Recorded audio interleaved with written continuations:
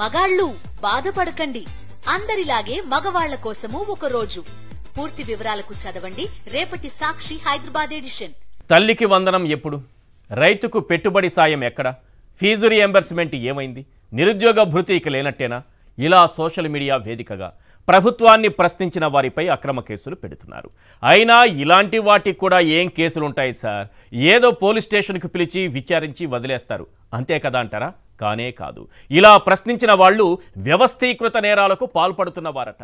ఇలాంటి వాళ్లను అరబ్ దేశాలలో అయితే నడి రోడ్డుపై రాళ్లతో కొట్టి చంపేస్తారట. కానీ మనసున్న ప్రభుత్వం కదా, ఇది మంచి ప్రభుత్వం కదా, ఇంటింటికి అలానే స్టిక్కర్లు అంటించారు కదా, పాంప్లెట్లు కూడా పంచారు కదా.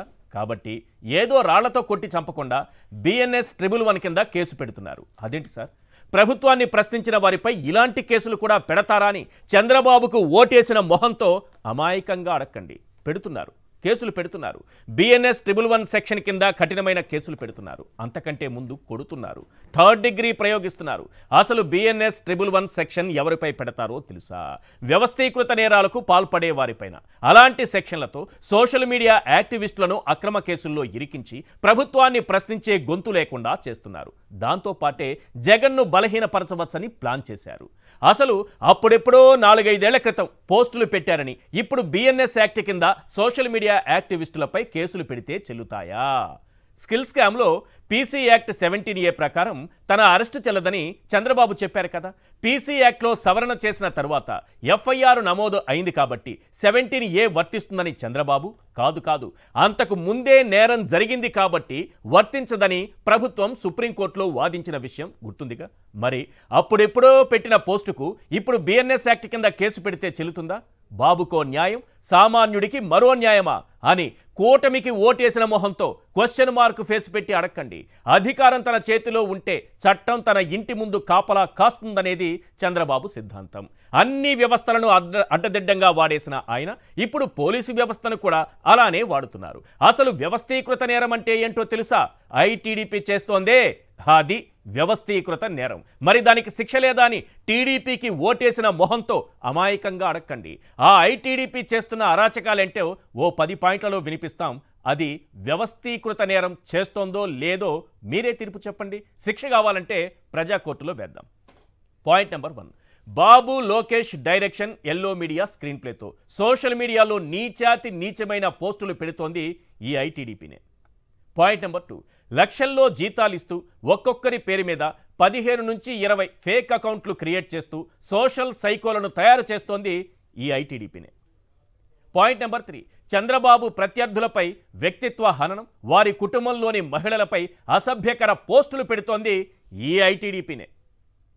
పాయింట్ నెంబర్ 4, నాడు షర్మిల, సునీత టార్గెట్గా అత్యంత జుగుప్సాకరమైన పోస్టులు పెట్టి దాన్ని వర్రా రవీందర్ రెడ్డిపైకి నెట్టేసింది ఈ ITDPనే.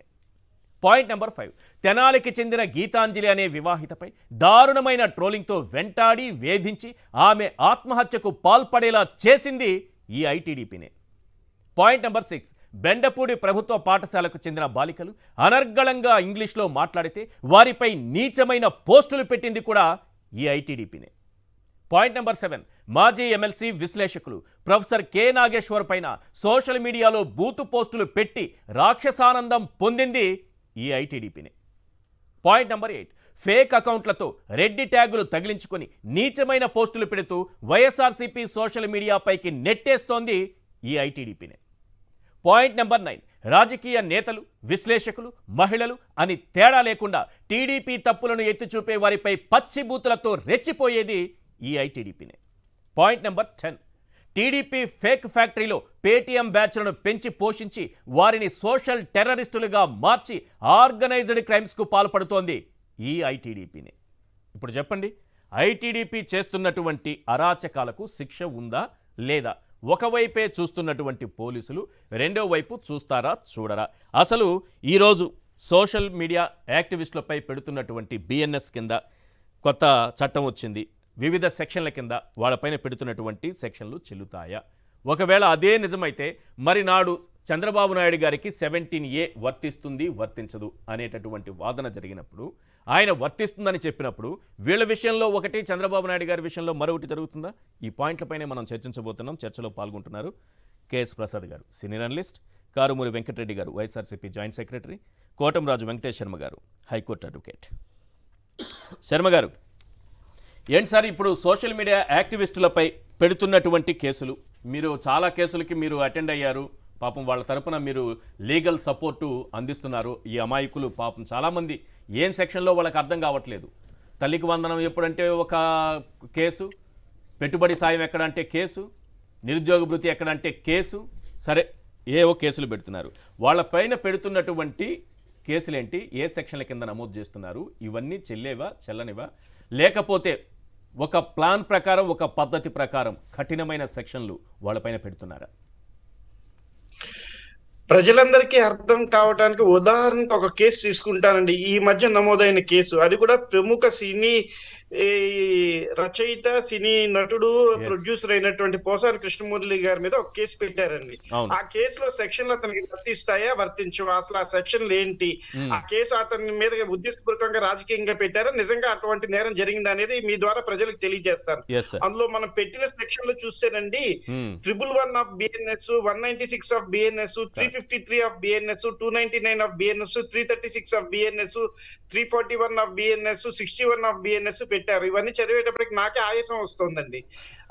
ఇన్ని సెక్షన్లు పెట్టారు వీళ్ళు పోలీసులు. ఇందులో 111 వచ్చేటప్పటికి బిఎన్ఎస్ లో ఆర్గనైజ్డ్ క్రైమ్ అని అంటారండి దీన్ని.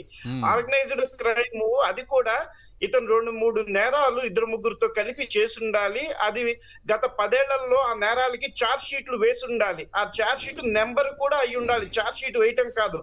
ఎందుకంటే ఈ రోజు వేసేసి చార్జ్ షీట్ వేసామని పోలీసులు చెప్తారని చెప్పేసి ఆ చార్జ్ షీట్ ఆల్రెడీ దాఖలయ్యింది, అది నెంబర్ అయ్యింది అని చెప్పి ప్రూవ్ అయితే అది 2 లేక 3 కలిసి చేసిన నేరం అయ్యుండి అది ఏంటి దోపిడీలు, దొంగతనాలు చేసే వాళ్ళ మీద పెట్టే కేసును తీసుకొచ్చేసి ఇందులో పెట్టారు. ఎందుకు పెట్టారంటే 5 ఏళ్ల నుంచి జీవిత కారాగార శిక్ష విధించే అవకాశం ఉంది ఈ సెక్షన్ కి.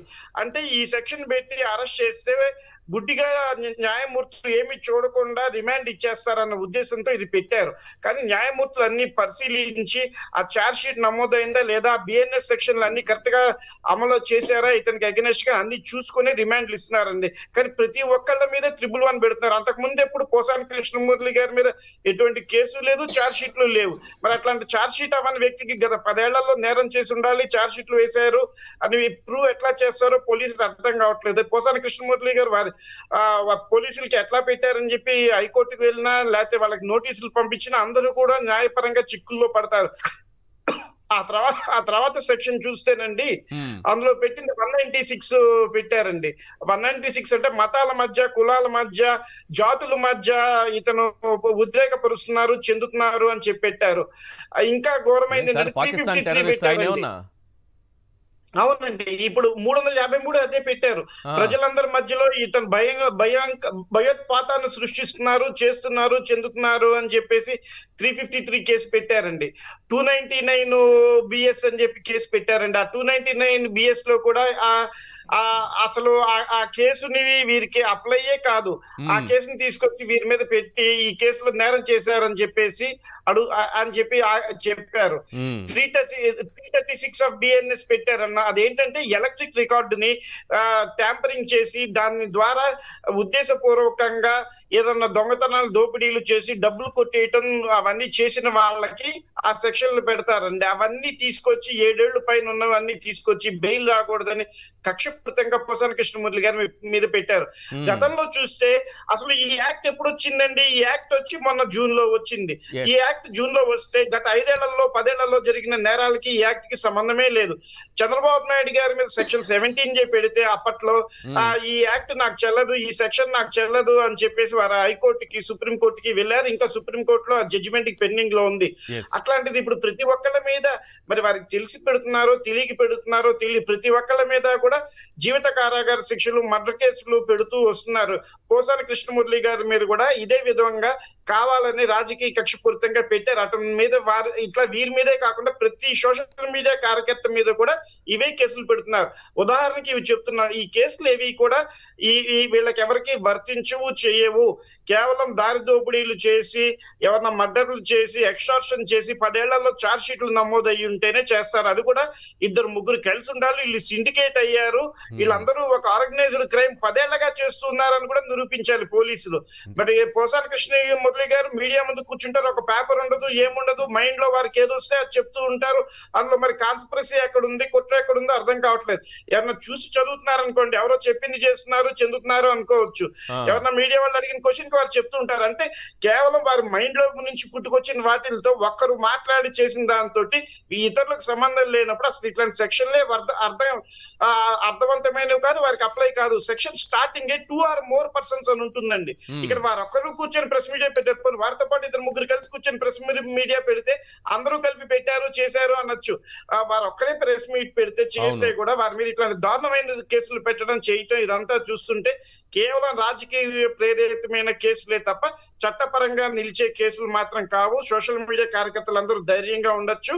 ఈ కేసులన్నీ కూడా చట్ట పరిధిలో గాలికి దీపం కొట్టుకుపోయినట్టుగా కొట్టుకుపోతాయని చెప్పేసి మీ ద్వారా ప్రజలకు తెలియజేస్తున్నారు. అయినా సార్ ప్రెస్ మీట్ పెట్టినా ఇంత భయంకరమైన సెక్షన్లు, పోస్ట్ పెట్టినా ఇంత భయంకరమైన సెక్షన్లు, ఇవి నిలబడవని మీరు అంటున్నారు. ఓకే, ఒక లాయర్గా మీరు చెప్తున్నారు, మీ అనుభవంతో చెప్తున్నారు, కోర్టులేమీ అంత ఈజీగా చూస్తూ ఊరుకోవి, నిలబడవు అంటున్నారు. కానీ సార్ ఇవి తేలేటప్పటికీ, ఈయన తప్పు చేయలేదని తేలేటప్పటికి ఎన్నేళ్ళు పడుతుందో తెలియదు. అప్పటి వరకు కోర్టుల చుట్టూ తిరుగుతూ ఉండాలి.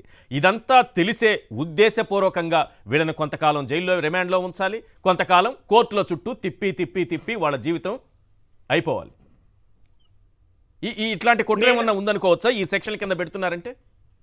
నేను అనుకోవటం ఈ సెక్షన్ కింద ఏదైతే పెట్టారో అది హైకోర్టుని ఆశ్రయించగానే హైకోర్టు పోలీసులకు నోటీస్ పంపించి there is no satisfactory ingredients what spelt in section 111 of BNS అని చెప్పి హైకోర్టు వారు పేర్కొని, అందులో 111 లో ఏముంది, మీరు ఎట్లా పెట్టారు అని చెప్పి అక్షింతలు వేసి ముట్టుకాయలు కొట్టి ఆ సెక్షన్లు తీయించేసి ఆ కేసు మీద స్టే ఇవ్వడానికి 100% అవకాశం ఉన్నాయండి. ఒక న్యాయవాదిగా న్యాయ పరిధిలో నాకు తెలిసింది చెప్తున్నాను. ఎందుకంటే సెక్షన్ లో ఏది చెప్పిందో దానికి తగ్గట్టుగా కేసులు పెట్టాలి తప్ప సెక్షన్ లో ఒకటి చెప్తుంటే ఏదో జీవిత కారాగార శిక్షలు పడాలని చెప్పి ప్రతి ఒక్కళ్ళ మీద ఇట్లాంటి కేసులు పెడితే చట్టము ఒప్పుకోదండి. క్లియర్ కట్ గా ఇది వర్తించదు అని చెప్పి అర్థమవుతుంది. 10 ఏళ్ల పాటు ఇతను ఛార్జ్ షీట్ నమోదే ఉండాలి వీరి పేరు మీద. ఆ ఛార్జ్ షీట్ కూడా సిమిలర్ క్రైమ్ అయి ఉండాలి. అట్లాంటిది కానప్పుడు చేసినప్పుడు ఏదో భార్యాభర్తల కేసులో ఛార్జ్ షీట్ పడింది అనుకోండి, ఆ ఛార్జ్ షీట్లు దీనికి వర్తించవు. అట్లాగా వర్తించినప్పుడు చేయనప్పుడు వీరి మీద చట్టపరంగా పోలీసులు తీసుకునే ఏ చర్యలు నిలవవు.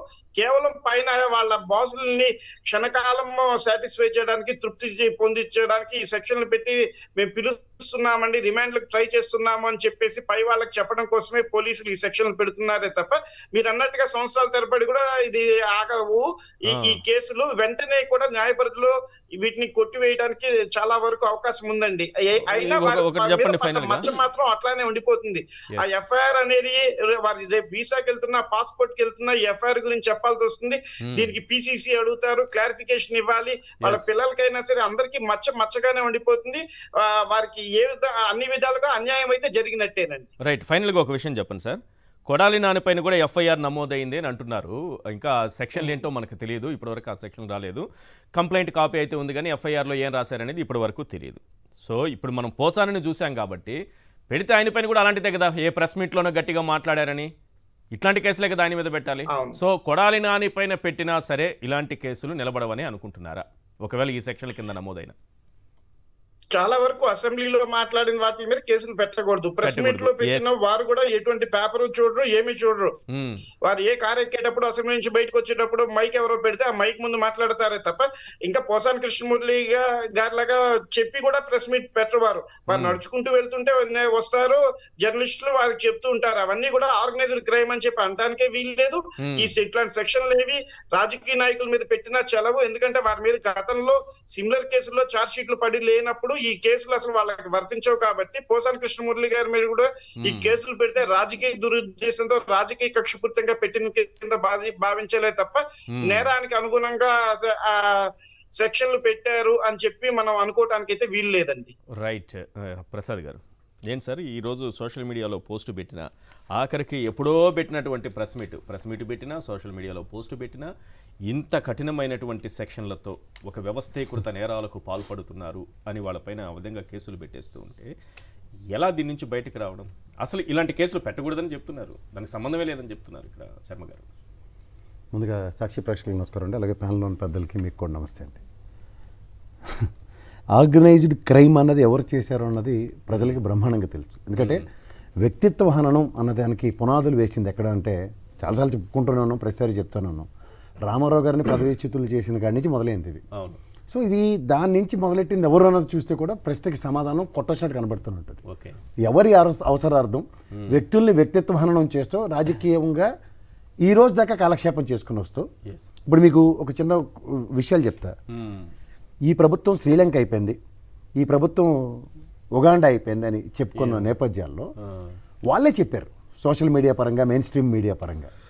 కానీ ఇవాళ బడ్జెట్ ప్రవేశపెట్టిన పయ్యవల కేశవ్ గారు 6,47,000 కోట్లు మాత్రమే అప్పుతులు ఉన్నాయి అని చెప్పిన తర్వాత కూడా వాళ్ళ మోడల్స్ ఆఫ్ ఆపరేండే చూడండి. యనమల రామకృష్ణ గారు శాసన మండలిలో 14 లక్షలకు కన్ఫైన్ అయ్యి, యనమల రామకృష్ణ గారు అంటే ఇది పంటి ఆపరేషన్ కోసం ప్రజాధనంతో సింగపూర్కి వెళ్ళారు. అవునండి, అలాంటి త్యాగదానులే. ఇక్కడ చంద్రబాబు నాయుడు గారు ఫ్లోర్ ఆఫ్ ద హౌస్లో ముఖ్యమంత్రి గారి స్థానంలో ఉండి కూడా బడ్జెట్ ప్రవేశపెట్టిన తర్వాత కూడా ఇంకా 10 లక్షల కోట్లని ప్రజలకు చెప్తున్నారు. మీరు ఇవి గమనిస్తే వాళ్ళకి సోషల్ మీడియా పరంగా అది భగవద్గీత, బైబిల్, ఖురాన్. ఈ ఖురాన్ అన్న దగ్గర, ఈ బైబిల్ అన్న దగ్గర, ఈ భగవద్గీత అన్న దగ్గర అందులోంచి వచ్చే ప్రవచనాలకి నిజాలు ఎప్పుడైతే తెలుస్తాయో ప్రజలకి, వాళ్ళు ఖచ్చితంగా డైజెస్ట్ కావు. అప్పుడు అది ఆర్గనైజ్డ్ క్రైమ్ కిందే అవుతుంది. కరెక్ట్. ఎందుకంటే మీరు నిజం అన్న దాని మీద ఎవడైనా జర్నలిస్ట్ ఏం చేస్తారంటే రంధ్రాన్వేషణ చేసి ఇది నిజం అని చెప్తాడు. అవును, అలాంటి జర్నలిజంకి తిలోదకాలు వదిలేసి చాలా రోజులైంది, చచ్చిపోయింది అలాంటి జర్నలిజం. సో ఇప్పుడు ఏంటంటే ఇంతమంది ఇన్ని రకాలుగా ఇంత బ్రహ్మాండంగా రక్తి కట్టిస్తూ అబద్ధాలు చెప్తుంటే how dare you to talk నిజాలు? ఇప్పుడు కేవలం ఖజానాలో 100 కోట్లు మాత్రమే ఉంచేమని చెప్పిన యనమల రామకృష్ణ గారు ఇంకా అప్పులు ఇంకే వ్యవస్థ దగ్గర నుంచి పొట్టవో చేయలేరని చెప్పారు. 98% సంక్షేమ ఫలాలు ప్రజలకు అందించిన ఘనత వైఎస్ఆర్సీపీ గవర్నమెంట్. దానికి ఒక 6 బుల్లెట్ పాయింట్లు పట్టుకుని వచ్చారు. బ్రహ్మానందం గన్లో పేల్చినట్టు డిస్కౌంట్ పేల్చుతాడు చూడండి. అలా పేల్చుకోవడానికి వచ్చి ఒక తల్లికి వందనం కానీ, నిరుద్యోగ భృతి కానీ, అంటే నిరుద్యోగ భృతి విషయంలో మాత్రం మనందరిది తప్పు సార్. ఎందుకు? వాళ్ళు కరెక్ట్గా ఎలక్షన్స్ నోటిఫికేషన్ వచ్చిన 3 నెలల ముందే ఇస్తారు. దాన్ని మీరు 5 సంవత్సరాల పాటు ఇవ్వాలన్నది ఇది 2014-19 లెక్క అండి. ఎప్పుడైతే లాస్ట్ 3 months వాళ్ళు ఏం చెప్పారో అది ఇస్తారు. దానికి కాదు, దాంట్లో సగం ముందు 2,000 అన్నారు, 1000 ఇచ్చారు, ఈసారి 1,500 ఇస్తారా? అది వేరే విషయం సార్. అది లాస్ట్ 3 months మీరు మాట్లాడే 1,500 ఇస్తారా అంటున్నా. అందుకనే మీరు ఇవాళ మాట్లాడుతున్నందుకు BNS 111 ప్రకారం ఆర్గనైజ్డ్ గా మీరు మాట్లాడుతున్నారు. ఓకే, అంటే 5 సంవత్సరాల తరబోయి తర్వాత మీరు ఇవాళ ఎందుకు మాట్లాడుతున్నారు అన్నది వాళ్ళ కోపం. ఓకే, ఇది గ్రహించండి. అలాగే రామనాయుడు గారిని మీరు 25 సార్లు అంటున్నారు. ఏమని? 15,000, 1,500 అని. తప్పు సార్ అది. ఇవన్నీ ఎప్పుడు జరుగుతాయి అంటే లాస్ట్ 3-4 months ఎలక్షన్స్ ముందు జరుగుతాయి. అందుకనే మీరు ఆర్గనైజ్డ్ గా ఇవాళ నుంచి క్రిటిసైజ్ చేస్తే నో, అది మాకే ఆర్గనైజ్డ్. అసలు క్రైమ్ ఆర్గనైజ్డ్ క్రైమ్ అటువైపు ఉంటే ఇటువైపు అంటారేంటి సార్? క్వశ్చన్ చేస్తే సార్ మీకు ఒకటే చెప్తున్నాను, మనం ఏం చేసాం అన్నది మనకి ప్రజలకు తెలియకుండానే వాళ్ళకి అన్ని ఓట్లు వేసారు. చాలా అద్భుతంగా చెప్పారు ఈ రోజు. ఆర్గనైజ్డ్ క్రైమ్ మీదేని అంటూనే వాళ్ళు ఎంత ఆర్గనైజ్డ్ క్రైమ్ చేస్తున్నారు అనేది చాలా సింపుల్ గా చెప్పారు. ఇప్పుడు మీకు ఒకటే మాట చెప్తాను సార్, వాళ్ళు ఆర్గనైజ్డ్ క్రైమ్ ఎలా చేస్తారంటే, క్రైమ్ అని నేను అన్ను, అదే ఒక పథకాలని ఆర్గనైజ్డ్ గా ఎస్ ఈ లాస్ట్ 3 months ఇస్తాము అన్నది ప్రూవ్ అయిన తర్వాత కూడా మనం నెత్తినోరు కొట్టుకుని జగన్మోహన్ రెడ్డి గారు రేటు చెప్పారు 640 పైన చెప్తారా బాబు, లేవు ఎవర్రా బాబు అని ప్రజలకు చెప్పిన తర్వాత కూడా వాళ్ళకే వేశారు. 124 స్థానాలు వచ్చినప్పుడు ఆర్గనైజర్ గా వాళ్ళు ఉన్నారు, ఆర్గనైజర్ గా మనం లేవు బాబు. ఇది వాస్తవానికి ఆన్లైన్లో నేను 100 కోట్లు ఇస్తానని చెప్పలేదు. ఇవి ఏవైతే ఉన్నాయో ఇప్పుడు అమ్మకు వందనం కానీ, తల్లికి వందనం, ఇలాంటి కార్యక్రమాలన్నీ గతం నుంచి జరుగుతున్నవి. ఆ కంటిన్యూటీ నేను ముందుకు తీసుకెళ్తానని ఆయన మొత్తుకున్నాడు. వీళ్ళు మీకు లాస్ట్ 3 months మేము చూడండి, మీరు 2020 మ్యాచ్ ఆడండి, 50 overs మ్యాచ్ ఆడండి, లేకపోతే టెస్ట్ మ్యాచ్ ఆడండి, లాస్ట్ డేకి వెలిడిటీ ఉంటుందా ఉండదా? లాస్ట్ ఓవర్స్కి స్లాగ్ ఓవర్స్కి వెలిడిటీ ఉంటుందా? ఆ లాస్ట్ స్లాగ్ ఓవర్సే మ్యాచ్. మేము గెలిచామా లేదా స్లాగ్ ఓవర్స్తో అన్నది మనకు చెప్తున్నారు. ఇది ఆర్గనైజ్డ్గా మేము ఇలాగే ఉన్నాం. కానీ మీరు డిజార్గనైజ్డ్గా ప్రజల సంక్షేమం కోసం, ప్రజల కోసం పరితపిస్తున్న మీ గవర్నమెంట్ వర్సెస్ మా గవర్నమెంట్ కంపారిజన్లో మీకు మాకు కంపారిజన్ లేదు. Because your success ratio almost 98% plus. మాది ఓన్లీ 3-4 monthsలో 100% సక్సెస్ రేషియో కోసం ట్రై చేసే బ్యాచ్. 14 సంవత్సరాలు మా అనుభవం, లేకపోతే మళ్ళీ ఇంకో 5 సంవత్సరాలు మా అపార అనుభవం దేనికి గడించడానికంటే మాది కేవలం 3 నెలలు 4 నెలలు జస్టిఫికేషన్ చేయడానికి మాత్రమే అప్పుడే ప్రజాస్వామ్యం విలువలు విశ్వసనీయత జ్ఞాపకం వస్తాయి. కానీ మీరు 5 సంవత్సరాల పాటు ప్రజాస్వామ్య విలువలు పరిరక్షిస్తూ ప్రజాస్వామ్యానికి అర్థం పరమార్థం దళారీ వ్యవస్థ లేకుండా 100% ట్రాన్స్పరెన్సీతో మీరు చేస్తారా? ఇది ఆర్గనైజ్డ్ క్రైమ్కి విరుద్ధం. ఓకే. సో ఎప్పుడైతే ఆర్గనైజ్డ్ క్రైమ్కి విరుద్ధం అంటే సంవత్సరాల తరబడి ఈ ప్రస్థానానికి అలవాటు పడిన వాళ్ళకి మీరు ఆ మొనాటరీని బ్రేక్ చేస్తారా అని వేలెత్తి చూపిస్తున్నారు మమ్మల్ని. ఓకే. అంచేత మీకు BNS 111 వర్తిస్తుంది అంటే దేన్ని ప్రశ్నిస్తున్నారు? మీరు అమ్మకు 100 ఇవ్వాలి, ఎందుకు ఇవ్వలేదు? మా రామారెడ్డి గారు చెప్పినట్టు 15,000 ఇస్తున్నారు, ఎందుకు ఇవ్వలేదని మీరు ఆవేశం ఎందుకు పడుతున్నారు? లాస్ట్ 3 months వస్తుంది, ఇప్పుడు అడిగారంటే ఆర్గనైజ్డ్ క్రైమ్. మేము ఆర్గనైజ్డ్ గా చేయడానికి మేముంటే ఆర్గనైజ్డ్ గా మీ క్రైమ్ చేసి మమ్మల్ని రెచ్చగొడుతున్నారు. మీకు అర్థమవుతుందా సార్? అంచేత ఈ విధంగా మీరు 6 బుల్లెట్ పాయింట్లు ఏవైతే ఉన్నాయో అవి ఎలక్షన్స్ ముందు ఇలా బ్రహ్మానందంలో కొట్టేసారు టకా టకా అని అయిపోయి. ఇప్పుడు ఏమవుతాయి సార్, మళ్ళీ రీలోడ్ చేసుకోవాలి సార్ అంటే 5 సంవత్సరాల పాటు మనం ఆర్గనైజ్డ్ క్రైమ్ చేస్తే వాళ్ళు లాస్ట్ 3 months సక్సెస్ఫుల్ రేషియోలో ఇస్తారు. ఐటీడీపీ చేసేది ఆర్గనైజ్డ్ క్రైమ్ కాదా సార్? అది పుట్టుకతో వచ్చిన బుద్ధులు పుడకలతో కానీ పావు. మాకు రామారావు గారిని దించిన కాడి నుంచి మా ప్రస్థానం మొదలై మాకు మెయిన్ స్ట్రీమ్ మీడియా సహాయ సహకారాలు అందిస్తూ దాంట్లో నుంచి చిన్నపిల్లగా పుట్టిన ఈ సోషల్ మీడియా అండ్ మీడియా సంస్థలు, వెబ్ పేజీలు ఇవన్నీ మేము నేర్చుకున్నాం సార్. వ్యవస్థీకృతంగా మేము అదే పని చేయడానికి సిద్ధపడి సమాయత్తమై ఇన్నాళ్ళు బట్టి చేస్తుంటే మీరు మళ్ళీ మమ్మల్ని ప్రశ్నిస్తారా? అది కూడా మేము ఎవరిని ప్రశ్నిస్తాం? ఆర్గనైజ్డ్గా మీరు క్రైమ్ చేస్తారని మిమ్మల్ని ప్రశ్నిస్తాం. అది జరుగుతుంది. వాళ్ళు చేసింది శాసనం సార్.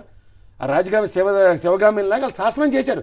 అవతల ప్రభుత్వాన్ని మేము ఎదుర్కోవాలంటే ఇలాగే వ్యక్తిత్వాన్ని మనం చేయాలి. అవతల ప్రభుత్వాన్ని దించాలంటే వాళ్ళు మంచి చేసినా అది చెడ్డనే చెప్పాలి. ఏముంది అసెంబ్లీలో పెడతారు, బడ్జెట్ పెడతాం 640 ముఖ్యమంత్రిగా నేను చెప్తున్నాను, గుంజీలు తీస్తాను, నా ముందుకు వస్తే మొట్టకాయలు కూడా కొడతాను ఎవరైనా 10 లక్షల కోట్లు అప్పు కాదని చెప్తే అని ఆయన చెప్తున్నారు. కాదు, ముఖ్యమంత్రి గారు అసెంబ్లీలో 6,40,000 కోట్లని ఆయన ప్రజెంటేషన్ ఇచ్చి అక్కడ చెప్పిన తర్వాత కూడా యనమల రామకృష్ణ లాంటి వాళ్ళు మళ్ళీ లేచి 9.5 లక్షల కోట్లు 10 లక్షల కోట్లు ఇంకా ఉన్నాయి, తవ్వాల్సి ఉంది, ఇంకెంతకాలం 6 నెలలు అయిపోయింది, ఇంకెప్పుడు తవ్వుతారు? మళ్ళీ తప్పు మాట ఈశ్వర్ గారు. యనమల రామకృష్ణ గారు ఆ పేపర్లో చదువుతారు 14 లక్షలకు కన్ఫైన్ అయి ఉన్నారు.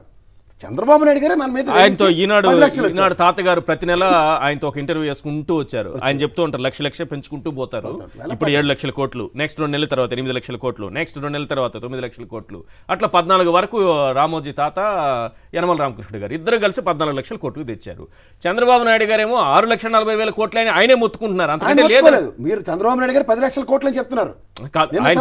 ఆయన చెప్పేశారు 973 చెప్పారు, 10 లక్షలు నిన్న చెప్పారు. పయ్యావల కేశవర్ గారు మనం అర్థం కాదు, 647 చెప్పారు. అసెంబ్లీలో అబద్ధాలు చెప్పకూడదు కదా. మరి గవర్నర్ గారితో 9,50,000 కోట్లు 40,000 కోట్లు అని చెప్పించారు, 10 లక్షలు చెప్పించారు సార్ ఆయనతో. మరి అదెంత పెద్ద క్రైమ్? ఇది ఆర్గనైజ్డ్ క్రైమ్ కదా. గవర్నర్ గారితో ఒక మాట, ముఖ్యమంత్రి గారు మరో మాట, ఆర్థిక మంత్రి గారు ఇంకో మాట, ఆర్థిక మంత్రి ఇంకో మాట, మళ్ళీ ఫ్లోర్ హౌస్ లో లీడర్ గారు ఇంకొక మాట. మరి ఆర్గనైజ్డ్ క్రైమ్ ఎక్కడుంది? వాళ్ళు ఆర్గనైజ్డ్ గానే ఉన్నారు. లక్షల కోట్ల అవినీతి జరిగిపోయింది గత ప్రభుత్వం ఉన్నది ఆర్గనైజ్డ్ గా చెప్పుకుని వస్తున్నారు. వాస్తవాలు చెప్పాలి. గవర్నర్ ప్రసంగంలో ఒక మాట రాష్ట్ర ప్రజలు అర్థం చేసుకోవాలి. ఈనాడు పేపర్లో ఒక మాట మొదటి నుంచి వస్తే 14 లక్షల కోట్లు, చంద్రబాబు నాయుడు గారి ప్రసంగాల్లో 14 లక్షల కోట్లు, ఈనాడు అది రాసుకుంటూ వస్తారు. నెక్స్ట్ అక్కడ నుంచి వచ్చి అధికారంలోకి రాగానే గవర్నర్ గారి ప్రసంగం వచ్చేటప్పుడు తగ్గిపోయింది, 4 లక్షల కోట్లు తగ్గింది కదా. ఆ తర్వాత మళ్ళీ చంద్రబాబు నాయుడు గారు బడ్జెట్ ప్రవేశపెట్టే సమయంకి ఇంకో 4 లక్షల కోట్లు తగ్గింది. ఓవరాల్ గా 8 లక్షల కోట్లు తగ్గించినా సరే మళ్ళీ అదే మాటలు మాట్లాడుతున్నారు. ఇప్పుడు ఈ మోడస్ ఆఫ్ ఆపరెండి ఏంటంటే 14 లక్షలు 4 లక్షలు డిస్కౌంట్ ఇచ్చారు గవర్నర్ గారికి వచ్చారు కల్లా. పయ్యావల కేశవ్ గారు బడ్జెట్ పెట్టినప్పుడు ఇంకో 4 లక్షలు డిస్కౌంట్ ఇచ్చి 647 కన్ఫైన్ అయ్యారు. అమ్మయ్యా తీర్చేశారు.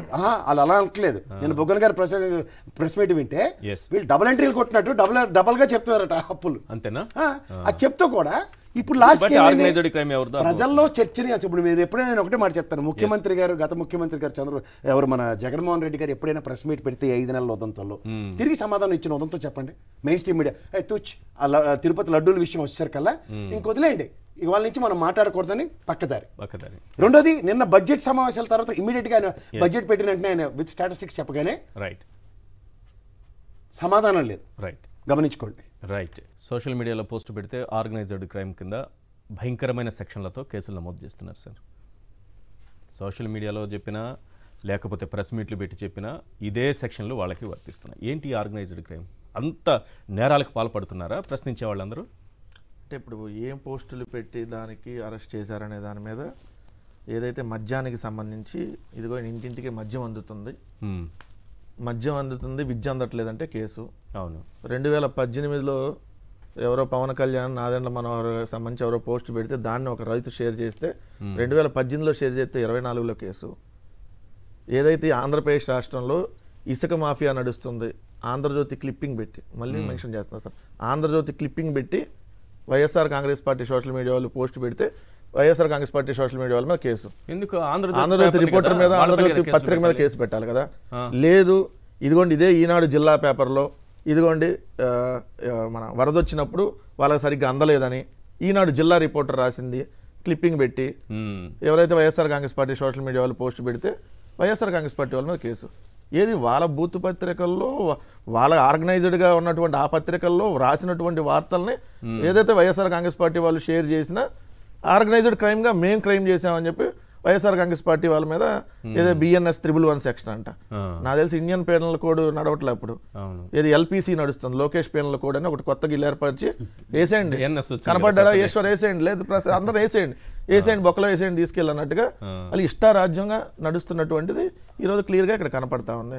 నేను క్లియర్గా అడుగుతున్నా ఒకటి, ఇప్పుడు మీరు అంటున్నారు కదా వైఎస్ఆర్ కాంగ్రెస్ పార్టీ వాళ్ళు ఏదో పెట్టారని చెప్పి అరెస్టులు చేస్తున్నాము, పెద్ద ఆర్గనైజ్డ్ క్రైమ్ అని చెప్పి. నేను ఒక వీడియో వినిపిస్తాను సార్, దయచేసి మన ఛానల్లో ఇది వినిపించకూడదు అనుకున్నా, కానీ ఒక అధికార ప్రతినిధి జనసేనకు సంబంధించి నీతి వాక్యాలు చెప్పేటటువంటి ఈ శుద్ధపోస పవన్ కళ్యాణ్ గారి పార్టీకి సంబంధించినటువంటి ఒక అధికార ప్రతినిధి, శుద్ధపోస కదా ఆయన చెప్పి నీతి వాక్యాలు, శుద్ధపోస మహిళలను చాలా గౌరవించాలి అని చెప్పి వాళ్ళ మహిళలతోనే ఏ విధంగా తిట్టిస్తున్నాడు. మహిళలు గౌరవించాలి, నాకు ఫస్ట్ అది చెప్పి వినిపించండి. జగన్మోహన్ రెడ్డి గారు ఎవరికి పుట్టారు అనేటువంటి ప్రశ్న మేము అసెంబ్లీలో రానియ్యం. జగన్మోహన్ రెడ్డి గారి పిల్లలు ఎవరికి పుట్టారనే ప్రశ్న మేము అసెంబ్లీలో రానియ్యం. జగన్మోహన్ రెడ్డి గారికి భార్య ఎంతమంది ఉన్నారు, భార్య ఏతర సంబంధాలు ఎన్ని ఉన్నాయి, ఎన్ని ప్యాలెస్లు ఉన్నాయి,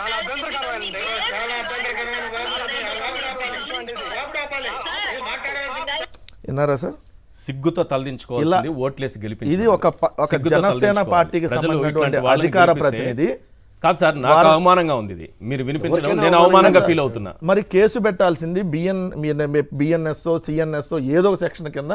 ఇదిగోండి ఒక మాజీ ఇదే మాటలు ఇంకెవరినైనా నాయకుడిని, నేను పేర్లు కూడా చెప్పను, ఇంకెవరైనా నాయకుడిని అంటే వదిలిపెడతారా వీళ్ళు? సార్ నేను ఎవరన్నా కూడా తప్పే, ఎవరినైనా సరే మాటలు ఇంకెవరైనా సరే ఒక పార్టీ అధ్యక్షుడు ఒకటి సార్ అసెంబ్లీలో కూర్చొని అసెంబ్లీ సాక్షిగా పవన్ కళ్యాణ్ గారు మాట్లాడిన మాటలేంటి, మహిళల మీద ఎవరన్నా అనుచిత వ్యాఖ్యలు చేసినా అసలు మా కూటమి చంద్రబాబు నాయుడు గారు మా కూటమి ప్రభుత్వంలో ఉన్న వాళ్ళు ఎవరైనా కూడా ఇటువంటి పోస్టులు పెట్టినా తీసుకొని వెళ్ళి వాళ్ళని కూడా అరెస్ట్ చేస్తా ఉన్నారు కదా. మరి ఇప్పుడు ఈమె మీద కేసు పెట్టి అరెస్ట్ ఎప్పుడు చేస్తున్నారని అడుగుతున్నాం. ఇదే విధంగా మా కిరా కార్పి అనేటటువంటి ఒక జబర్దస్త్ ఆర్టిస్టు ఏదైతే జంతువుల కొవ్వు కలవలేదు తిరుమల దాంట్లో రోజా కొవ్వు కలిసిందని చెప్పి కొవ్వెక్కి బలిసి కొట్టుకొని మాట్లాడినటువంటి మాటల మీద ఎప్పుడు కేసులు పెడుతున్నారని అడుగుతున్నాం. సీమరాజా అనే ఒక దున్నపోతును కూర్చోబెట్టి, అంతకంటే పెద్ద పదాలు నా దగ్గర రావట్లేదు, ఇంకా పెద్ద పదాలు వాడాలి వాళ్ళకి వైఎస్ఆర్సీపీ కండవా వేయించి వాడు వైఎస్ఆర్ కాంగ్రెస్ పార్టీ అని చూపించి వాడి చేత ఇష్టాన్ రీతిలో మహిళల మీద, వైఎస్ఆర్ కాంగ్రెస్ పార్టీ మహిళా నాయకుల మీద, జగన్మోహన్ రెడ్డి గారి మీద, వాళ్ళ కుటుంబ సభ్యుల మీద ఇష్టాన్ రీతిలో తిట్టిస్తున్న దాని మీద ఎప్పుడు కేసులు పెడుతున్నారు? ఇదే వైఎస్ఆర్ కాంగ్రెస్ పార్టీకి సంబంధించినటువంటి అనేక మంది మీద అనుచిత వ్యాఖ్యలు మీ యూట్యూబ్ ఛానల్లో కూర్చోబెట్టి పాప్కార్న్ మీడియా అనే దాంట్లో ఒకరికి అక్రమ సంబంధాలు అడ్డగట్టి, ఓ మహిళా మంత్రికి ఇంకోళ్ళు అక్రమ సంబంధాలు అడ్డగట్టి వాటి మీద ఎప్పుడు కేసులు పెడుతున్నారని అడుగుతున్నాం సార్. ఇప్పుడు ఈ మీద అలా మాట్లాడింది ఆమె ఏంటి? ఆ పార్టీలో జనసేన పార్టీ అధికార ప్రతినిధి, ఏం పేరు? ఆమె పేరు రాయపాటి అరుణ అనేటటువంటి జనసేన అధికార ప్రతినిధి. ఉన్నారా ఆ పేరుతో ఎవరైనా ఉన్నారా? ఉండేది ఆవిడ వాళ్ళ పార్టీకి సంబంధించిన అధికార ప్రతినిధి. అఫీషియల్ గా ఏది మెయిన్ స్ట్రీమ్ ఛానల్లో కూర్చొని మాట్లాడితే మరి ఇప్పుడు ఆ ఛానల్ ఖండించాల, కనీసం అక్కడ ఉన్నటువంటి యాంకర్ ఖండించట్లా. మా ప్యానల్లో ఉన్న వాళ్ళు మీరు మాట్లాడే తప్ప అంటున్నారు. మరి అట్లాంటి వీడియోలు మళ్ళీ అప్లోడ్ చేసి సో ఇంకా రెచ్చగొట్టేటట్టుగా చేస్తున్నటువంటి వీళ్ళ మీద అమ్మాయిని ఏం లాభం లేండి, వాళ్ళకి తర్ఫీదు ఆ విధంగా ఇచ్చుంటారు. తెలుగుదేశం వాళ్ళకి ITDP అని ఎట్లా చేస్తున్నారో వీళ్ళకి జనసేన వాళ్ళకి శతాగ్ని టీం అని ఒకటి ఉంది. సో ఈ కిరణ్ రాయలు వాడు మాట్లాడేది కూడా అట్లానే ఉంటాయి. వాడనే చాలా తక్కువ పని సార్. ఎందుకంటే అసలు రోజా గారి గురించి వాడు మాట్లాడేటటువంటి నీచమైన మాటలు ప్రెస్ క్లబ్లో కూర్చొని, తిరుపతి ప్రెస్ క్లబ్లో కూర్చొని ఇష్టానురీతిగా, మళ్ళీ ఛానల్లో కూర్చొని ఇష్టానురీతిగా ఆ జనసేనలు పెట్టే పోస్టులు అయితే నీ అమలక్కలే, ఇంక వేరే భాష రాదు వాళ్ళకి. పవన్ కళ్యాణ్ గారికి తెలుసా ఇవన్నీ? పవన్ కళ్యాణ్ గారికి తెలియకపోతే మరి వాళ్ళందరూ అధికార ప్రతినిధిగా కూర్చోబెట్టి మరి వాళ్ళందరూ మాట్లాడుతుంటే ఎంకరేజ్ ఎందుకు చేస్తారు సార్? మరి ఎప్పుడు యాక్షన్ తీసుకుంటారు? సనాతన ధర్మాన్ని ఫాలో అయ్యే వ్యక్తి ఇలాంటి వాటిని ఎంకరేజ్ చేయరు. అదే ఈశ్వర్ గారు, సనాతన ధర్మం అంటే అదే. ఎదురింట్లో ఎదురు పార్టీలో వాళ్ళ మహిళలను తిట్టమని సనాతన ధర్మం చెబుతుందా? ఏదైతే వాళ్ళ భార్యల్ని వాళ్ళ పిల్లల్ని పుట్టకల గురించి అవమానకర రీతిలో వాళ్ళని ట్రోల్ చేయమని చెప్పి మీ సనాతన ధర్మంలో, పవన్ కళ్యాణ్ సనాతన ధర్మంలో చెప్పిస్తారు. ఎందుకంటే ఒరిజినల్ సనాతన ధర్మంలో చెప్పదు. ఈ సినిమా స్టార్ ఈ సనాతన స్టార్ అయ్యాడు కదా, ఈ సనాతన ధర్మంలో అదే చెప్పింది. ఎవరైతే జనసేన పవన్ కళ్యాణ్ ఎవడన్న మాట అంటే వాడిని కొట్టడానికి పోతారు, చంపేయడానికి పోతారు. పోసాని కృష్ణమురళి గారి మీద దాడికి వెళ్ళారు కదా అంతకుముందు ప్రెస్ క్లబ్కి సంబంధించి హైదరాబాద్ సోమాజిగూడ ప్రెస్ క్లబ్లో. ఇదే పోసాని కృష్ణమురళి గారు మాట్లాడకూడదంట. అయ్యా నన్ను తిట్టడానికి వచ్చారు, నన్ను కొట్టడానికి వస్తున్నారు, మీ వాళ్ళంతా సైకో మెంటాలిటీ ఉన్నాళ్ళు అని చెప్పి ఆయన మాట్లాడితే ఆయన మీద ఉల్టా అలా ఒక సలహా ఇస్తారా? మీ పార్టీ నాయకులు ఈ వీడియో తీసుకుని డీసీఎం గారి అపాయింట్మెంట్ తీసుకుని ఆయన కలిసి ఆయనకి విన్నవించండి, ఆయనకి ఆ వీడియో చూపించండి, తర్వాత కేసు పెట్టండి. ఫస్ట్ అయితే ఆయనకి చూపించి అపాయింట్మెంట్ తీసుకుని ఆయనకి చూపిస్తే. సార్ మీరు అపాయింట్మెంట్ ఎందుకు ఇస్తారు? జనసేనకే ఆయన అపాయింట్మెంట్, వైఎస్ఆర్ కాంగ్రెస్ పార్టీ వాళ్ళకి అపాయింట్మెంట్ ఇస్తాడా? తిరుపతి ఇది ఆల్రెడీ తిరుపతి ఎంపీ గురుమూర్తి గారు పోలీస్ స్టేషన్కి వెళ్ళి కంప్లైంట్ ఇస్తే సోషల్ మీడియా మీద వచ్చిన ట్రోలింగ్స్ లో ఎవరు జగన్మోహన్ రెడ్డి గారు మీద చేసిన దగ్గర కనీసం ప్రోటోకాల్ కూడా పాటించలేదు ఆయన. సిట్టింగ్ ఎంపీ ఆయన ఇప్పుడు. అవును, డిప్యూటీ సీఎం దగ్గరికి వెళితే మీకు అపాయింట్మెంట్ దొరుకుతుందా? దొరుకుతుందా? నాకు తెలిసి ఇస్తారు. ఎందుకు ఇవ్వరు? జనసేనలకి ఆయన అపాయింట్మెంట్లు దొరకవు సార్. మళ్ళీ ఇప్పుడు మాకెందుకు ఇస్తాడు? పలానా వాళ్ళ మీద ఎందుకు ఆల్రెడీ ఉంది ఇది. ఇప్పుడు టీవీ ఛానల్ ఆయన చూసారో లేదో, శతజ్ఞ అనేది ఇట్లాంటి వాళ్ళని తయారు చేసి పంపించవచ్చు. శతాగ్ని ఎవరు సార్? పవన్ కళ్యాణ్ కదా దానికి. ఇప్పుడు ఐటీడీపీ ఎవరు నడుస్తుంది? లోకేష్. జనసేనకు సంబంధించి ఎవరు? పవన్ కళ్యాణ్ శతాగ్ని టీంతో. ఇద్దరు సోషల్ మీడియాలో శాడిజానికి మించిపోయి సార్. నిజంగా ఇలా రాబందులు గుంపును తయారు చేస్తారు. మరి పోలీసులు ఏం చేస్తారు నాకు అర్థం కావట్లేదు. పోలీస్ అంటే గుర్తొచ్చింది సార్, ఆయన గురించి చెప్పాలి. పెద్ద డిస్కషన్ ఉంది, ఒక 2 నిమిషాలు. ఎందుకంటే ఆ పెద్ద పోలీస్ ఆఫీసర్ ఉండే ఒక ఆయన గురించి చెప్తాయి. ఇప్పుడు ఈ రాబందుల గుంపును తయారు చేస్తా ఆర్గనైజ్డ్ క్రైమ్ చేస్తుంది వీళ్ళు.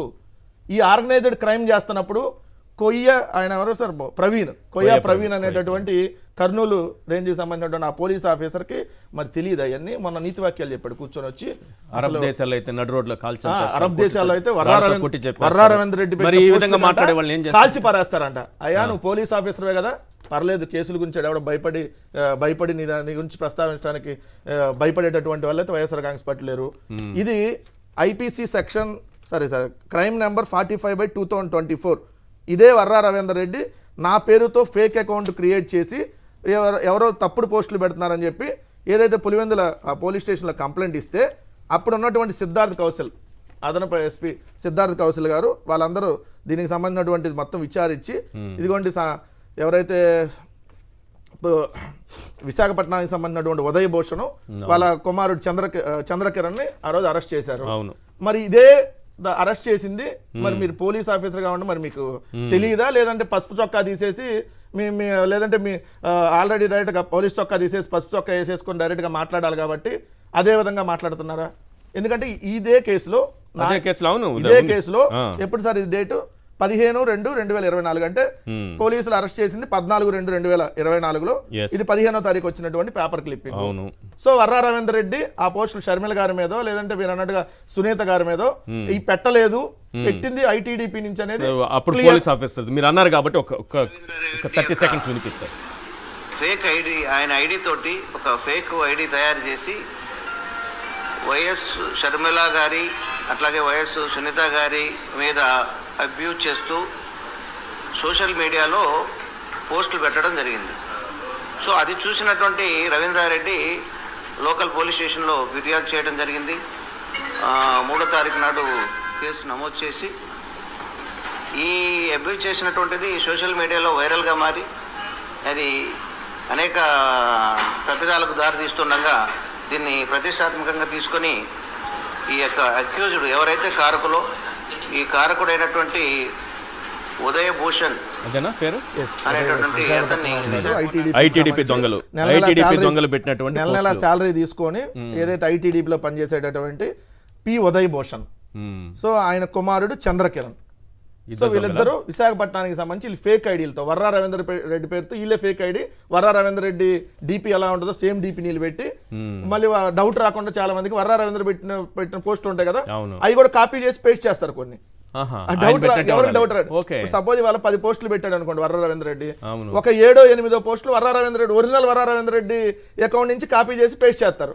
చూసేవాడికి ఏంది సేమ్ ఇదే అనుకుంటారు ఫాలో అయ్యేవాళ్ళు. మధ్యలో ఒక 2 పోస్టులు మాత్రం ఇట్లాంటివి షర్మిల గారిని తిడుతున్నట్టుగా లేదంటే సునీత గారి మీద అసభ్యంగా మాట్లాడినట్టుగా వాళ్ళే పెట్టేసి ఇది కదా ఆర్గనైజ్డ్ క్రైమ్ అని అడుగుతున్నా. ఇది ఆర్గనైజ్డ్ క్రైమ్ కదా. ఇంకొకటి 15 సంవత్సరాలుగా జగన్మోహన్ రెడ్డి గారి మీద పడి 15 కూడా కాదు సార్ 2005 సంవత్సరం అంటే దాదాపుగా 20 సంవత్సరాల నుంచి జగన్మోహన్ రెడ్డి గారి మీద మీరు చేస్తున్న కదా ఆర్గనైజ్డ్ క్రైమ్. జగన్మోహన్ రెడ్డి గారు రాజకీయాల్లోకి రాకముందే ఏదైతే పరిటాల రవి అతను హత్య గావించబడితే పరిటాల రవిని జగన్మోహన్ రెడ్డి గారు చంపించారనేటటువంటి తప్పుడు కూతలు కూసి ఆ రోజు నుంచి జగన్మోహన్ రెడ్డి గారిని టార్గెట్ చేసి ఒక ఆర్గనైజ్డ్ క్రైమ్ నడిపింది చంద్రబాబు నాయుడు. అదే విధంగా TV5 ABN ఈ సంస్థలు ఈనాడు ఇవన్నీ కాదా? మీరు కూడా రివర్స్ లో వేయాలి. చేత కాదు మీ పార్టీకి చేత కాదు వెంకటరెడ్డి గారు ఆర్గనైజ్డ్ క్రైమ్. మీరు ఎంతసేపు మేము మాకు బురద అంటింది మేము కడుక్కుంటున్నాం బురద వేశారు చూడండి సార్ మేము ఎంత మంచి వాళ్ళము ఎంతకాలం సార్ ఇది ఎంతకాలం ఇలా ఇప్పుడు వాళ్ళు మీరు అంతే మీ పార్టీ అంతే వాళ్ళు తప్పుడు సబ్మిషన్ సార్. ఇది వైఎస్ఆర్సీపీ పార్టీ అండి. అంటే రాజశేఖర రెడ్డి గారి రక్తం అలాడదో అందరికి తెలిసిన విషయమే. మీరు వాషింగ్ పౌడర్ నిర్మా అంటే బీజేపీతో ఎవడైతే చేతులు కలుపుతారో వాషింగ్ పౌడర్ నిర్మా. అవును. సో అలా వాళ్ళ చేతులు కలపట్లే కదా, స్వతంత్రంగా ఇండిపెండెంట్ గా పోటీ చేస్తారు. ఇంకోటి చెప్తాను, ఇదే పరిటాల రవి గారి హత్య విషయంలో అసెంబ్లీ వేదికగా సిబిఐతో దర్యాప్తు చేసి అగ్నిపునీతలో బయటకు వచ్చాడు. ఇప్పుడు నేను చెప్తున్నానండి, వజ్రాన్ని వజ్రంతో గోయాలి, ముళ్ళును ముళ్ళుతో తీయాలి, రాజకీయాన్ని రాజకీయంతోనే చేయాలి. బురద ఒక్కసారి మీరు చల్లి చూడండి, మీ వైపు వస్తారేమో, కడుక్కోవడానికి సరిపోతుంది టైం అంతా. ఎంతకాలం కడుక్కుంటారు? రాజకీయంగా చేయండి సార్, ముళ్ళును ముళ్ళుతో తీయండి సార్, వజ్రాన్ని వజ్రంతో గోయండి సార్. సార్ వాడు అమ్మ అన్నాడు కాబట్టి మేము కూడా అమ్మ అనేటటువంటి ఎంతకాలం మీరు తుడుచుకుంటారు అంటున్నా నేను. సార్ వాడు అమ్మ అన్నాడు కాబట్టి వాడు అమ్మ నా బుద్ధి. అదే కాదు, ఇప్పుడు అట్లాంటి పరిటాల రవి విషయంలో జగన్మోహన్ రెడ్డి గారి పైన ఒక అపవాదు వేశారు, చేయండి. ఇంకో దానిపైన మీరు ఏదన్నా చేయాలనుకుంటే వాళ్ళపైన కడుక్కుంటూ కూర్చుంటారు కదా సార్, జీవితకాలం కడుక్కోవాలి కదా అంటున్నారు. మాకు జగన్మోహన్ రెడ్డి గారు క్లియర్ గా ఒకటే రాజకీయంగా చేయండి అంటున్నారు. రాజకీయాల్లో ఉన్నప్పుడు చేయమంటున్నారు, రాజకీయంగా చేయండి అంటున్నా. ఆ రాజకీయాన్ని నేనేమంటున్నా, రాజకీయం అన్నా నేను, రాజకీయంగా చేయండి అంటున్నా. ఎంతసేపు కడుక్కుంటారు అంటున్నా. గజరాజు పోతా ఉంటే కుక్కలు మరుగుతా ఉంటే వదిలేయండి అనేటటువంటి తత్వం జగన్మోహన్ రెడ్డి గారిది. మనం ప్రజలకు మంచి చేసుకుంటా పోదాం, మంచి అనేది ఎప్పటికైనా ఉంటుంది, మనం ఆ తప్పుడు దారిలో వెళ్ళొద్దు అనేది మాకు క్లియర్గా మా నాయకుడు, ఎవరన్నా మా వాళ్ళు తప్పు మాట్లాడారు అనేది ఎవరన్నా తెలిసినా కూడా క్లియర్గా చెబుతాడు, అట్లాంటివి మనం మాట్లాడొద్దు, సో మనం అట్లాంటి దోషంలోకి వెళ్ళొద్దు, మనం ఏం చేసామో అదే చెప్పండి అన్నారు. సో ఈరోజు మేము క్లియర్గా వాళ్ళని ఒకటే అడుగుతా ఉన్నాం, వైఎస్ఆర్ కాంగ్రెస్ పార్టీకి సంబంధించినటువంటి సోషల్ మీడియా వాళ్ళు ప్రశ్నిస్తే కేసులు పెడుతున్నారు. సో మీకు సంబంధించినటువంటి సోషల్ మీడియా వాళ్ళు అమ్మ లెక్కల నుంచి ఆలిదాకా మొత్తం అసలు మనం లైవ్ లో వినిపించలేనటువంటి బూతులు మాట్లాడతా మీ టీవీ ఛానల్లో కూర్చొని సాక్షాత్ అధికార ప్రతినిధులు మాట్లాడుతుంటే మరి వాళ్ళ మీద ఎప్పుడు చర్యలు తీసుకుంటారని అడుగుతా ఉన్నాం స్పష్టంగా మేము చంద్రబాబు నాయుడు గారిని. ఇంకోటి పెద్ద ఆర్గనైజ్డ్ క్రిమినల్ ఈ చంద్రబాబు నాయుడు పవన్ కళ్యాణ్ కాదా అని అడుగుతున్నా. పెద్ద ఆర్గనైజ్డ్ క్రిమినల్ 2019వ సంవత్సరం నుంచి 24వ సంవత్సరం దాకా వచ్చినా కూడా అధికారంలోకి వచ్చినా కూడా ఇది చూడండి సార్, ఒక్క నిమిషం ఒకసారి మళ్ళీ పెట్టి అదొకసారి క్లోజ్ తీసుకోండి. ఏంటి సార్ అది? 2019లో నుంచి సార్ అధికారంలోకి వచ్చినటువంటి డే 1 నుంచే స్టార్ట్. ఇంకా జూమ్ చూపించు. 2019 అప్పుల కుప్ప, అప్పుడే తీరేది 2019 జగన్మోహన్ రెడ్డి ఎవరు చచ్చిపోయిన రామోజీ తాత అప్పుడు బతికుంటే రాసిన రాతలు. అప్పుల కుప్ప చూడండి సార్, అప్పుల కుప్ప అప్పుడే తీరేది 2019లోనే. మళ్ళీ 2020లో అప్పుల కుప్ప రాష్ట్రం, అప్పులే అధికం, అప్పుల్లో మనమే ముందు, అప్పుల కోసం ఆర్డినెన్స్, అప్పుడే 68% అప్పులు చేశారు. ఏడాది అప్పు 5 నెలల్లోనే. 2021లో సార్ 5 లక్షల కోట్లకు అప్పు. ఏది జగన్మోహన్ రెడ్డి గారు వచ్చిన 2 సంవత్సరాలు 5 లక్షల కోట్లు చేశారంట. 70,000 కోట్ల ఆదాయానికి 79,000 కోట్ల అప్పుల. అప్పుల్లో రాష్ట్రం టాపు. ఏది చంద్రబాబు నాయుడు గారు ఆర్గనైజ్డ్ క్రిమినల్ గా రాపించింది సార్. రాష్ట్రం వెనుజులా పరిస్థితులు, వెనుజులా అప్పుల గుప్పిట రాష్ట్రం, అప్పు పుట్టే దారేది. ఏం డిఫరెంట్ టైటిల్ సార్. అప్పుడే తెచ్చేసాం అంటే అప్పు, ఎడాపెడా అప్పులకు అడ్డుకట్ట. ఎవరు అడ్డుకట్టేస్తున్నారంట? శ్రీలంక కంటే 4 రెట్ల అప్పుల ఏపీ, మరో శ్రీలంకగా రాష్ట్రం. రాష్ట్రంలో ఇప్పటికే శ్రీలంక పరిస్థితులు, తెదాపనాథ్ చంద్రబాబు వ్యాఖ్యలు. ఇది ఎప్పుడు సార్? ఇది 2022లో. అప్పులు తిప్పల్, అప్పుల మేళం. మేము శ్రీలంకతో పోల్చడం తప్ప. మళ్ళీ 2023 వచ్చేటప్పటికి రాష్ట్ర రుణం 11 లక్షల కోట్లు. 2023 11, 24లో రుణ కంటుడు ఏపీ అప్పు 11.28 లక్షల కోట్లు అంట. ఏది రాజ్యసభలో కూడా అబద్ధం ఆడాడు తెదాప ఎంపీ కనకమేడల. అత్యధిక అప్పులతో ఆంధ్ర బలహీనం. ముఖ్యమంత్రి జగన్ కు అప్పురత్న అవార్డు, పవన్ కళ్యాణ్ ఎద్దేవా. ఇప్పుడు కదా ఇవ్వాల్సింది. తర్వాత ఏం మనం వదినం ఉంది కదా, 10.77 లక్షల కోట్ల అప్పులు రాష్ట్ర ప్రభుత్వ అప్పులు. మళ్ళీ అధికారంలోకి వచ్చినాక ఏమన్నా చంద్రబాబు నాయుడు మారాడా అంటే నిస్సిగ్గుగా మొత్తం అప్పు 14 లక్షల కోట్లు ఉన్నట్టు ఆర్థిక శాఖ అంచనా. ఆర్థిక శాఖ 14 లక్షల కోట్లు అంచనా. బడ్జెట్ పెట్టిన తర్వాత కూడా కాదు సార్, ఏడాదిలో 341 రోజులు అప్పుల్లోనే ఉన్నారంట. ఇష్టం వచ్చినట్టు ఇట్లాంటి రాతలన్నీ రాసి ఆర్గనైజ్డ్ క్రైమ్ కి పాల్పడింది మీరు కాదా? ఇదే గీతాంజలి గారి దగ్గరకు వచ్చే ముందు సార్ ఒక్క నిమిషం, ఇప్పుడు ల్యాండ్ టైటిలింగ్ యాక్ట్ మీద కూడా ఇదే అసత్య ప్రచారం చేసి ఆర్గనైజ్డ్ క్రిమినల్ గా మీరు పవన్ కళ్యాణ్ మీ ఛానల్స్ ప్రజలను తప్పుదోవ పట్టించి మీరు కాదా? ఇంకోటి సార్, స్మార్ట్ మీటర్లకు సంబంధించి మీకు చాలా వింత చెప్పారు కదా, స్మార్ట్ గా కోతలు కూసారు, స్మార్ట్ గా రాతలు రాశారు సార్, స్మార్ట్ గా రాశారు. స్మార్ట్ మీటర్ల గురించి, స్మార్ట్ మీటర్లు రైతులకు ఉరితాళ్లు. అవును, ఇది జగన్మోహన్ రెడ్డి గారు ఉంటేనేమో స్మార్ట్ మీటర్లు రైతులకు ఉరితాళ్లు. ఇప్పుడు స్మార్ట్ విద్యుత్ మీటర్లు వచ్చేసాయి పండగ చేయండి. అదే ఎల్లో తాత ఆయన బతుకున్నప్పుడు అది రాసింది, చచ్చిపోయినాక వాళ్ళ కొడుకు కిరణ్ రాసింది. ఆత్మే రాసిందంట. స్మార్ట్ విద్యుత్ మీటర్లు వచ్చేసాయి అద్భుతం. అసలు ఈ రాష్ట్రానికి స్మార్ట్ విద్యుత్ మీటర్ రావడం చంద్రబాబు నాయుడు తీసుకొని వచ్చాడు. మళ్ళీ ఒకసారి చూపించండి, ఆ రోజు విద్యుత్ మీటర్ల మీద స్మార్ట్ మీటర్ల మీద ఏం మాట్లాడారు, ఇప్పుడు ఏం మాట్లాడుతున్నారు. అదే పేపర్, అదే రామోజీ, అదే ఉరితాళ్ళు, రైతులకు ఉరితాళ్ళు. దాన్నే పక్కోడు చేస్తే తప్పు, పచ్చోడు చేస్తే ఒప్పు అని అంటారు. రైతులు మెడకు ఉరితాళ్ళు వేయొద్దు. ఎవరు? చంద్రబాబు నాయుడు గారా? ఇప్పుడు ఏం వేస్తున్నారంట? ఇప్పుడు చంద్రబాబు నాయుడు స్మార్ట్ విద్యుత్ మీటర్లు తెచ్చేసాడు, వచ్చేసినాయి, పండగ చేసుకోండి మొత్తం. ఆంధ్రప్రదేశ్ లో మొత్తం పండగ చేసేసుకోమని రాశారు సార్. దానికి అర్థం స్మార్ట్ విద్యుత్ మీటర్లు వచ్చేసాయి, పండగ చేసేసుకోండి. ఇంకా ఇవన్నీ చేసి ఆర్గనైజ్డ్ క్రైమ్ చేసింది మీరు. మేము నిజాలు చెప్పాం, ఉన్నది చెప్పాం, మీరు చెబుతున్నాయని తప్పని చెప్పాం. మీరు అన్న గీతాంజలి గారి విషయంలో నిజంగా గీతాంజలి గారు సార్ పాపం 2 ఆడపిల్లలు కదా, ఆమె మీద ఎన్ని తప్పుడు రాతలు రాశారు సార్ వీళ్ళు. ఎన్ని తప్పుడు రాతలు రాసి ఆమెను బాడీ షేమింగ్, ఆమెను రకరకాలుగా ఆమెకు అసలు లేనిపోని సంబంధాలు అంటగట్టి ఐటీడీపీ అనేటటువంటి ఒక క్రూరమైనటువంటి ఏదైతే సామ్రాజ్యాన్ని నడుపుతా ఉన్నాడు లోకేష్, క్రూరమైన సామ్రాజ్యం సార్. వీళ్ళు మనుషుల్లో తిరిగేటటువంటిది కాదు సార్, వీళ్ళు అడవుల్లో కూడా ఉండడానికి అర్హత లేదు. అసలు ఈ భూమి మీద ఉండడానికి అర్హత లేనటువంటి ఒక బ్యాచ్ని తయారు చేస్తా ఉన్నారు. వాళ్ళు బతికుండగానే మనుషులను చంపుకు తినేస్తారు, బతికొండగానే మనుషులను చంపేస్తారు, ఒకరికి సంబంధం అంటగట్టేస్తారు, ఇష్టాన్ని రీతిలో బూతులు తిడతారు. ఇవాడు చచ్చిపోవాలంతే. వీళ్ళు చెప్పి వేస్టులకి మనిషిగా బతకడానికి లేదు, మీరు చచ్చిపోండి అనేటటువంటి అంత తప్పుడు రాతలు ఆ పోస్టులు పెట్టి ఒక ఐటీడీపీ అనేటువంటి ఒక వికృత సామ్రాజ్యాన్ని తయారు చేసి గీతాంజలి బెండపూడిలో ఉన్నటువంటి చిన్నపిల్లలు ఇప్పుడుకిప్పుడు మొన్న కూడా మీరు చూసుంటారు సార్, ఎవరైతే వైఎస్ఆర్ కాంగ్రెస్ పార్టీ అధికార ప్రతినిధిగా ఉన్నటువంటి శ్యామల గారి మీద ఇష్టానురీతిగా వాళ్ళు పెడుతున్నటువంటి మెసేజ్లు, శ్యామల గారి మీద అసభ్యకరంగా అసలు మనం లైవ్లో మాట్లాడలేము, అటువంటివన్నీ చేస్తుంది వీళ్ళు కదా. ఇంకా దారుణం సార్, ప్రొఫెసర్ నాగేశ్వర గారు మొదలుకొని అనేక మంది వీళ్ళ బాధితులే. ఇంకోటి యువా టీవీ అని అమీర్ గారు అని ఆయన మంచి సమాజానికి మంచి మెసేజ్ ఇచ్చేటటువంటి పెడతారు.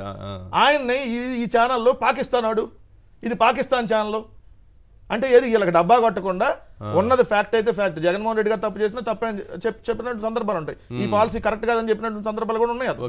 కానీ అతన్ని పాకిస్తాన్ ఆడు, పాకిస్తాన్ ఛానల్ అని చెప్పి టైటిల్ లైవ్లో కూర్చొని, అంటే మీకు డబ్బా కొట్టకపోతే, అంటే మీరు చెప్పింది యాస్టీజ్గా ఎవరైనా పాటించకపోతే, ఏది నిజాన్ని నిజంగా చెప్తే వాళ్ళందరూ వీళ్ళ దృష్టిలో పాకిస్తాన్ వాళ్ళు, లేదంటే అంటరానాళ్ళు, లేదంటే ఈ దేశ ద్రోహులు, ఈ విధంగా అనేక రకాలుగా చిత్రీకరించి వాళ్ళని మానసికంగా చంపేస్తున్నారు సార్ వీళ్ళు ఆర్గనైజ్డ్ క్రిమినల్. ఈ శాడిజాన్ని ఖచ్చితంగా అంతమొందించకపోతే వీళ్ళు ఎక్కడికక్కడ దొరుకుతారు సార్, ఎక్కడికక్కడ దూరి ఇష్టాంరీతిలో ఇలానే ప్రచారం చేస్తారు. వాళ్ళు ఆర్గనైజ్డ్ గా ఉన్న దానికి ఒక చిన్న విషయం చెప్తారు సార్. 43 సంవత్సరాల తెలుగుదేశం ప్రస్థానంలో ఎన్నో మహానాళ్ళు జరిగాయి. వాళ్ళు న్యాయంగా బస్సులు అవి అద్దెకు తీసుకుని పార్టీ పరంగా ఏం చేస్తారని దగ్గర తెలుగుదేశం పార్టీ చేసింది అయితే రైటు. ఇదే వైఎస్ఆర్సీపీ కనుక సిద్ధం సభలు 4 సభలు పెడితే మొత్తం గవర్నమెంట్ ఖజానా నుంచి డబ్బులు వాడేశారంటారు. అందుకే మీరు ఇందాక అన్నారు చూడండి, బురద కడుక్కోవడం కాదు, బురద ఎందుకు వేసేవరా అని అలో లక్ష్మణ అని ఏడిపించే పరిస్థితి అసెంబ్లీ సమావేశాల్లో జగన్మోహన్ రెడ్డి గారి ప్రెజెన్స్ లేకుండా జరుగుతుంది. మీరు చిన్న విషయం చెప్తాను, వాళ్ళకి ఎంత ఆనందం ఎక్కువై తిరుమల నాయుడు గారు, పంచమర్తి అనురారావు గారు, దువ్వాడ రామారావు గారు ఎమ్మెల్సీలు మండలంలో క్వశ్చన్ నెంబర్ 13,606 2019-24 మధ్యలో ఏంటంటే 27,127 బస్సులు మొత్తం 81.16 కోట్లు ఖర్చు పెట్టేశారు రాష్ట్ర ఖజానా నుంచి సిద్ధం సభలకి. అంటే సమాధానం ఏమొచ్చింది తెలుసా? ఇది ఆర్టీసీ వ్యవస్థకి వైఎస్ఆర్సీపీ పార్టీ పరంగానే డబ్బులు కట్టి ఆ బస్సులు తీసుకున్నారని చెల్లు అనిపించారు సమాధానంతో. సో మీకు ఇక్కడ మీరు గమనించవలసిన విషయం ఏంటంటే ఎవరైతే ప్రశ్నిస్తున్నారో ఆ ప్రశ్నకి సమాధానం అంటే ఒక మీడియా పరంగా మహిళలు 30,000 మంది మహిళలు చెప్పి దానికన్నా ముందు రోజు జరిగిన 30 ఇదే అసెంబ్లీలో జగన్మోహన్ రెడ్డి గారు వాళ్ళ పార్టీ ఎమ్మెల్యేలు రాకపోయినా చెంప చెల్లుమనేటట్టుగా ఇవన్నీ తప్పుడు కోతలు మీరు వస్తుందన్న దానికి సమాధానం దొరికింది. ఇప్పుడు మరి ఈ ఆర్గనైజ్డ్ క్రైమ్ గా ఇట్లాంటి వ్యాఖ్యలు చేసిన పవన్ కళ్యాణ్ ఎవరికి సమాధానం ఏ విధమైనటువంటి బాధ్యత తీసుకుంటారు చెప్పండి. సో ఇప్పుడు మీరు బురదేస్తే కడుక్కోవాలన్న అక్కర్లేదు సార్. రాజకీయాలు బురదలో ముంచి రాజకీయాలు చేయడం అలవాటు చేసిన దగ్గర ఈ బురద జల్లించుకునే కార్యక్రమం చేయనని చెప్తున్నారు. ఇప్పుడు ఉదాహరణకి మీరున్నారు, విలువలు విశ్వసనీయత అన్నది ఎప్పుడైతే మీరు నమ్ముతారో మీరు ఖచ్చితంగా మీ నోటంపటి అబద్ధాలు రావు. ప్రతిదీ కంపేర్ చేస్తూ ఇది దీనికి సమాధానం ఇది అని మీరు చెప్తారే తప్ప ఈ సమాధానం ఇది కాని దగ్గర దీనికి ఒక ఫ్యాబ్రికేటెడ్ స్టోరీ వంట వార్పు కార్యక్రమం తీసుకొచ్చి ఒక న్యూస్ని సృష్టించరు. అంచేత నిజాలు నిలకడ. ఇప్పుడు ఉదాహరణకి ఎలక్ట్రిసిటీ ఛార్జెస్ కానీ ఇవన్నీ వాళ్ళు చెప్తున్నవి అసెంబ్లీ వేదికగా ఎంత బ్రహ్మాండంగా ఇందాక వెంకటరెడ్డి చెప్పిన స్మార్ట్ మీటర్స్ కథ చూసుకుంటే, అలాగే ఆర్టీసీ బస్సుల విషయం చూసుకుంటే, అలాగే మీరు నిత్యావసర వస్తువుల గురించి మీరు చెప్తే నమ్మరండి వాళ్ళు ఎంత సెల్ఫ్ గోల్ వేసుకున్నారంటే ఈ ప్రశ్న అడిగింది తాడిపల్లి చంద్రశేఖర్, మత్స్యరాశి విశ్వేశ్వరరాజు గారు, దాసరి సుధాకర్ ఎమ్మెల్యేలు ప్రశ్న అడిగారు 400 ప్రశ్నల్లో. ఏంటి శనగపప్పు 88.58 రూపాయలు ఉండేది, ఇప్పుడు 103.58 అంటే 15 రూపాయలు పెరిగింది, 17%. అలాగే సన్ఫ్లవర్ ఆయిల్ 112.91 అంటే 136.87 అంటే 23 రూపాయలు 96 పైసలు పెరిగింది, 21%. పామ్ ఆయిల్ 93.58 అంటే 125.15 రూపాయలు పెరిగింది అంటే 31.57 33%. ఉల్లిపాయలు 25 అంటే 47 అన్నారు, 21.70. ఇక్కడ మీరు గమనించవలసిన విషయం ఏంటంటే ఇందులో ఇంకొక వాస్తవం చెప్పగానే చెప్పారు. రాష్ట్ర ప్రజలు 5 కోట్ల మంది అండి, అండ్ 1,54,00,000 మందికి రేషన్ కార్డులు ఉన్నాయి. కానీ వీళ్ళు ఈ ఆయిల్ అవన్నీ సబ్సిడీ రేట్లు ఇస్తామని చెప్తున్నారు చూడండి. 1% ఇచ్చారు.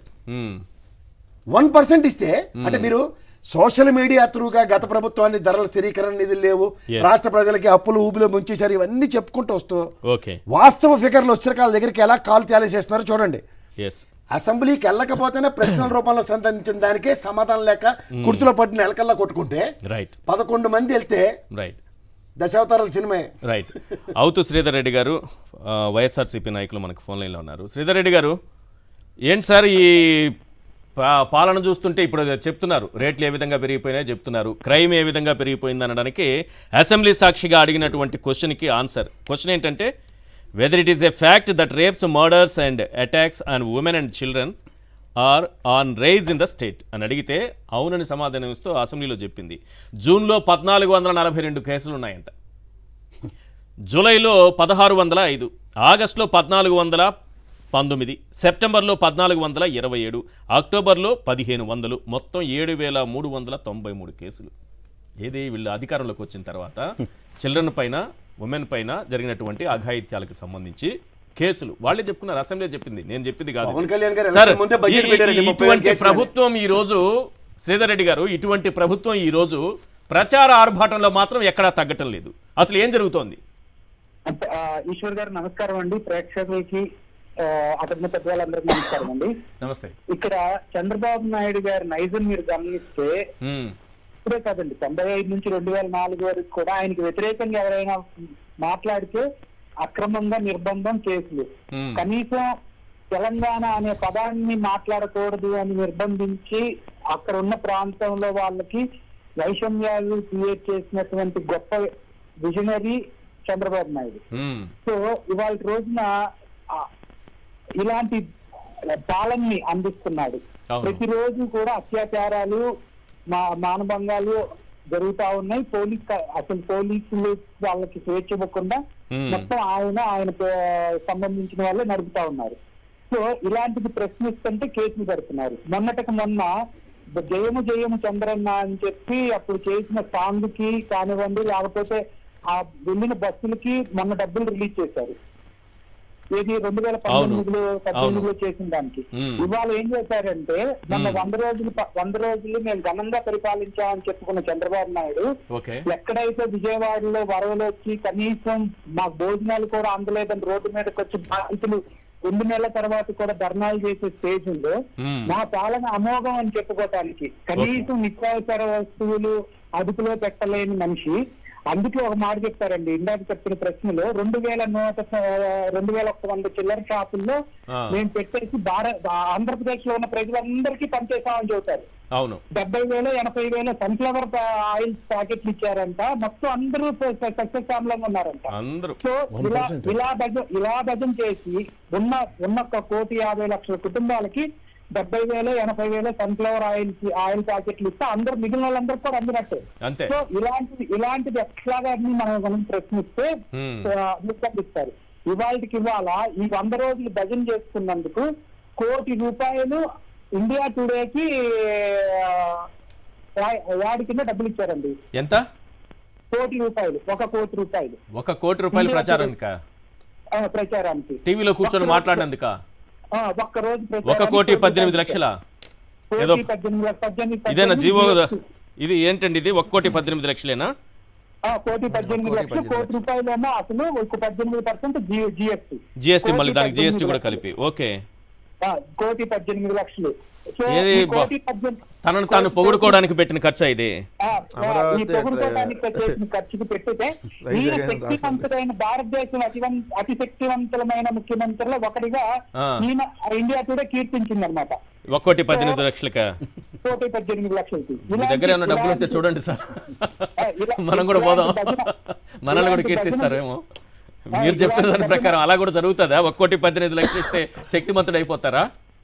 అయిపోతారండి, ఎందుకు అవరు? ఇప్పుడు మీకు 70,000 మందికో 80,000 మందికో సన్ఫ్లవర్ ఆయిల్ ప్యాకెట్లు పనిచేశాను, తక్కువ రేటు కానీ ఆంధ్రప్రదేశ్ మొత్తం సస్యశ్యామలంగా ఉందని చెప్పుకున్న రోజుల్లో ₹1 ఇచ్చి ఆ పత్రిక చదివే వాళ్ళందరూ నిజం అనుకుంటారు కదా. ఓకే, నిజమే, చంద్రబాబు నాయుడు అత్యంత శక్తిమంతుడు, భారతదేశంలో ఇంతలాంటి ముఖ్యమంత్రి, ఇలాంటి శాంతి భద్రతలు కాపాడే మనిషి ఎవరు లేరు అనుకుంటారు. కానీ ఇక్కడ వాస్తవంగా చూస్తే పరిస్థితి రోజుకి 36 రేపులు ఇలా జరుగుతూ ఉంటాయి. సో ఏదైనా ప్రశ్నిస్తే ఎదుటి వాడి మీద కేసులు పెడతారు. Right. Thank you sir. Sridhar Reddy గారు ఫోన్ లైన్లో మీ అభిప్రాయం తెలియజేసినందుకు థ్యాంక్ యూ సార్. చర్చలో పాల్గొన్నందుకు ప్రసాద్ గారు, వెంకటరెడ్డి గారు, అలాగే కోటంరాజు వెంకటేశ్వర గారు. ఇది వాళ్ళ చర్చా కార్యక్రమం చూస్తూనే ఉండండి సాక్షి టీవీ.